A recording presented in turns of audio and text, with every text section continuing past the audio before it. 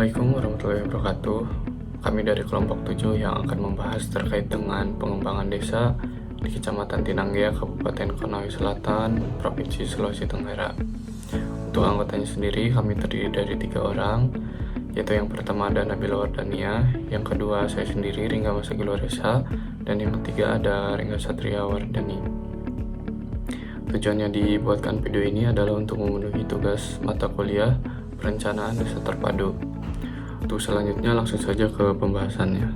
Kecamatan Tinanggea terletak di Kabupaten Konawe Selatan, Provinsi Sulawesi Tenggara, yang terdiri atas 23 desa dan 2 kelurahan, dengan luasan wilayah sebesar 320,37 km persegi.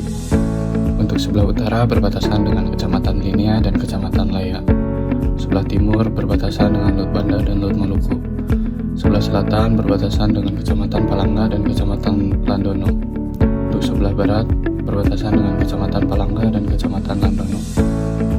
Untuk wilayah perencanaan kami terbagi menjadi 10 desa, yaitu Desa Ngapaaha, Tinanggea, Lapulu, Bodonggo, Batu Melewe, Molo Indah, Matandahi, Matambawi, Apuni, dan Lasuai. Pengembangan kawasan perdesaan harus bertumpu pada pemanfaatan sumber daya lokal, baik sumber daya alam, manusia, maupun kelembagaan. Pembangunan diarahkan untuk menciptakan lapangan kerja, meningkatkan pendapatan masyarakat, dan memperkuat desa yang wilayah melalui partisipasi masyarakat dan kemitraan lokal. Kemudian ada kondisi fisiografi terbagi menjadi 2, yaitu topografi dan hidrologi. Untuk topografi itu sendiri didominasi oleh dataran rendah hingga bergelombang dengan kemiringan relatif landai, terutama di kawasan pesisir dan permukiman utama. Untuk hidrologi sendiri dipengaruhi oleh keberadaan alur sungai kecil dan sistem drainase alami yang bermuara ke wilayah pesisir, berperan penting dalam pemenuhan kebutuhan air pertanian dan domestik. Baik, di sini saya akan melanjutkan tentang kondisi kependudukan, yang dimana Kecamatan Tinanggea jumlah penduduknya pada tahun 2024 sebanyak 26.700 jiwa, yang terdiri dari 13.713 penduduk laki-laki dan 13.007 jiwa penduduk perempuan. Untuk selanjutnya ada kondisi sosial, di mana di Kecamatan Tinanggea sendiri secara umum menggambarkan kehidupan masyarakat perdesaan yang masih kental dengan nilai-nilai kebersamaan, kekeluargaan, dan kearifan lokal. Selanjutnya ada kondisi ekonomi, di mana Kecamatan Tinanggea sendiri didominasi oleh sektor primer, khususnya pada pertanian, perkebunan rakyat, dan perikanan, yang menjadi sumber penghidupan utama sebagian besar masyarakat. Struktur ekonomi wilayah tersebut bersifat agraris pesisir dengan tingkat diversifikasi usaha yang relatif terbatas. Untuk selanjutnya ada komponen pengembangan desa, di mana di kecamatan tersebut diarahkan melalui beberapa komponen utama yang saling terintegrasi guna mendorong pertumbuhan ekonomi, pemerataan pelayanan, dan peningkatan kesejahteraan masyarakat. Komponen pertama adalah pertanian dan perkebunan, yang difokuskan pada peningkatan produktivitas serta pengelolaan hasil untuk meningkatkan nilai tambah dan pendapatan masyarakat setempat.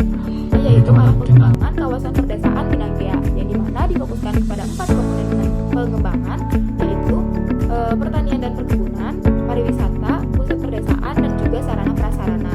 Untuk komponen pengembangan pertanian dan perkebunan difokuskan pada peningkatan produktivitas, ketahanan pangan, dan juga kesejahteraan masyarakat, yang dimana strategi yang akan dilakukan berupa pengembangan komoditas unggulan, memperkuat kelembagaan petani, meningkatkan penerapan teknologi, pengembangan unit pengolahan hasil pertanian skala desa, serta peningkatan akses petani. Selanjutnya, untuk komponen pengembangan pariwisata difokuskan pada penciptaan sumber pendapatan alternatif bagi masyarakat tanpa mengganggu keseimbangan lingkungan, di mana strategi yang akan dilakukan berupa mengidentifikasi dan mengembangkan potensi wisata pesisir dan juga alam skala lokal, mendorong pengembangan akomodasi sederhana, peningkatan aksesibilitas dan kualitas lingkungan kawasan wisata, melibatkan masyarakat lokal dalam pengelolaan dan pelayanan wisata, serta melakukan promosi wisata berbasis kearifan lokal dan juga potensi daerah.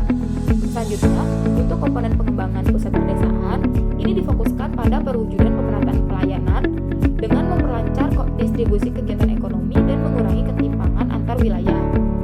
Dengan strategi yang akan dilakukan berupa peningkatan kelengkapan fasilitas pelayanan, pengembangan subpusat pelayanan sesuai karakter dan potensi dari masing-masing wilayah, peningkatan konektivitas antar pusat dan subpusat melalui jaringan transportasi, pengarahan pertumbuhan pemukiman dan kegiatan ekonomi, serta penataan pusat pedesaan agar fungsinya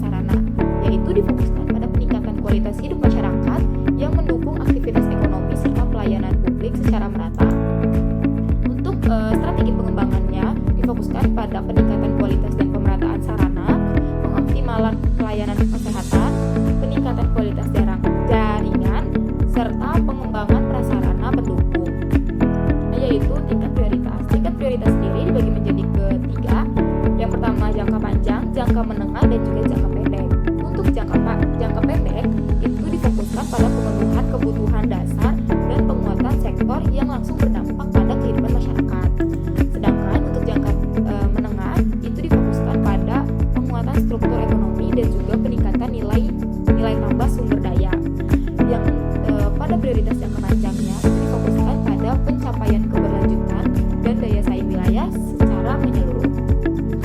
Nah, selanjutnya ada partisipasi masyarakat. Partisipasi masyarakat ini sebagai konsep sentral dalam pembangunan yang berorientasi pada masyarakat, yang dimana telah menjadi fokus perhatian berbagai ahli dengan pandangan yang beragam. Selanjutnya ada model pengembangan.